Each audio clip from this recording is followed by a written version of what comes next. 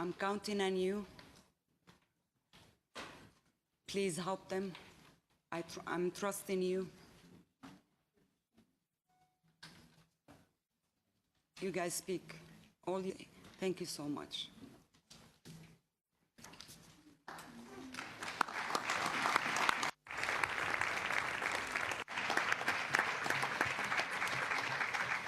Thank you, Mrs. Cody. I think all our prayers and our thoughts are with you and your family, and especially with the two children, that they have a life in heaven. Thank you very much. Now I give the floor to High Representative Vice President of the Commission, Federica Mogherini. Thank you, Elmar. And I hope that all of us, apart from using the 1 or 3 minutes for our own questions or interventions or comments, that we really paid attention today to the words we have listened. These ones, that for me are the most important ones of the whole morning. But also those that are not said in this room. Sorry to get emotional and to go back to my background. But some of you said today it's the pictures that are changing the mood, and one picture in particular. One member state, but other member states, Malta and Italy for sure, have seen similar pictures in the last years. This is not new. And all those children and women whose picture we never see still exist. And I hope that all of us here listen to the words of our colleagues from Jordan, from Lebanon, from Turkey, from Libya, from Tunisia, from Morocco. Have we listened?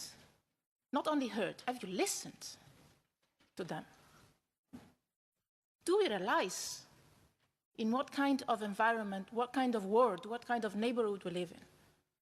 Sure, we have to do more. Sure, we can do more. Sure, also, together we can do more. I agree. We have to reflect on our mistakes. There are old mistakes, there are recent mistakes, not only European mistakes. Because the proxy war that has been played in Libya or in Syria is not only concerning Europe. Actually, in the last years, concerns regional powers as well. We all need to face the dramatic situation we have in our region. In our region. That's our region. Like it or not, that's our common region. It's a European region. It's a Mediterranean Sea, and the Middle East. It's our region. We have to take responsibility for that as Europeans. And no, I am not the one that has to face the hardest opposition in these days. Dimitris is. Because the fact that we do not manage, still, he said that somehow. I want to stress this also because my words were particularly hard. There has been some good news yesterday. And let me say what, in my view. Europe is not united, Europe is not consensual, Europe is not unanimous. I think that the majority of the Europeans, the majority of member states, as probably the majority in this room, and for sure the whole Commission, united, unanimous, is behind that proposals. I will always remember one sentence, one thing that Antonio told me when he was finishing his previous institutional role. You might not remember that, but you were telling me, it was something else. You told me, you know, I found out that there is a huge difference between being in power and using your power. And that is the most difficult thing you can do in institutions, to realize the power you have and to make use of the instruments you have. Now, we do have instruments in the treaty. We do have the political responsibility, which is also the responsibility to use the power we have, also in the Council. Also in the Council. I don't see why we shouldn't do that. It's not for me to take decision. on this, but I remember in this very same room, many of you 1 year ago asked me, why don't you go for the instruments you have in the treaty when it comes to foreign and security policy? And I said, I'm more than ready in my mandate to use all the instruments that the treaty gives me. That doesn't only apply to my field of action. That also applies to all our political responsibility. We need to make use of the power we have, of the instruments we have as Europeans, because here at stake is life of people, the ones of which we see the pictures and the ones, the millions sometimes, because it's not only the people dying, it's also the people that survive.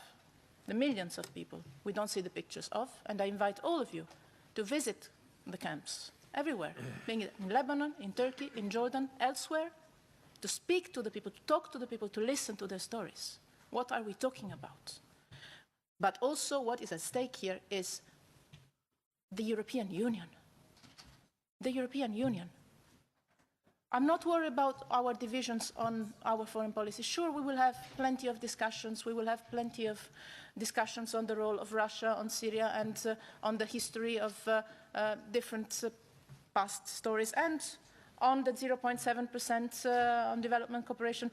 We might find ways of getting to common positions, and sometimes, yes, we do. We will still have contradictions. But what is at stake here is the existence of a union. And I think we should realize that urgency, that doesn't concern only the life of human beings outside our borders, it concerns our future, our political institutional present. Are we a union or not? That is the point we need to answer to.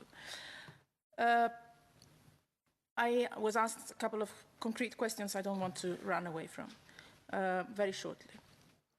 One was on UNAFOR-Med. Phase 2 is going to be only in the international waters for the moment, which means no Libyan territorial waters, no Libyan territory for sure, unless we have a partnership, a consensus, and a work together with the Libyan authorities on that. We've had already 2 meetings in this respect.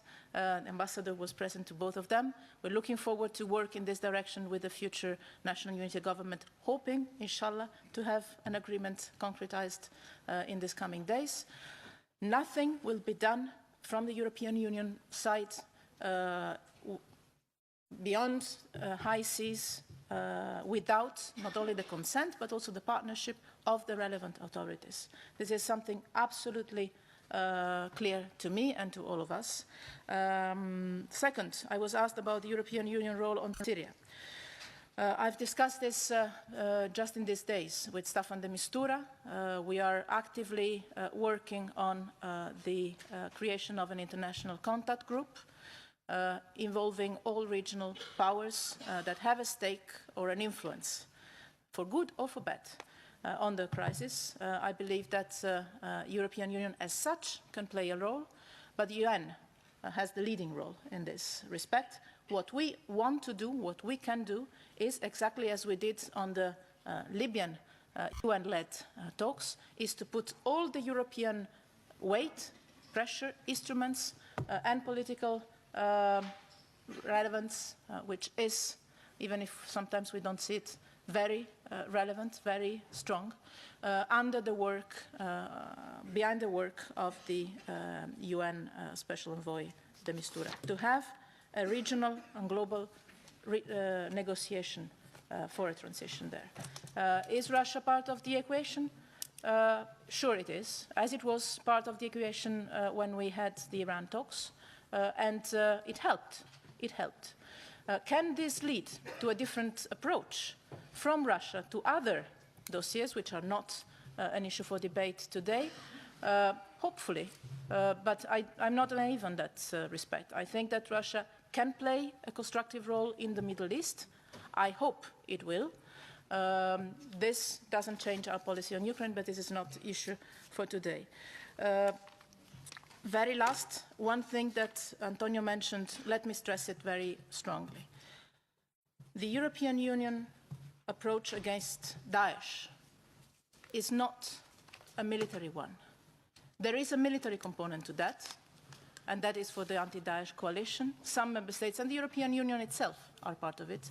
But the main field is the one of the narrative, as our Jordanian friend reminded to us very clearly and very well. And I would like to congratulate on the work that Jordan is doing in this respect. It is a matter of narrative. It is a matter of principles and of message we're able to project. Our principles are protecting minorities and living together in differences.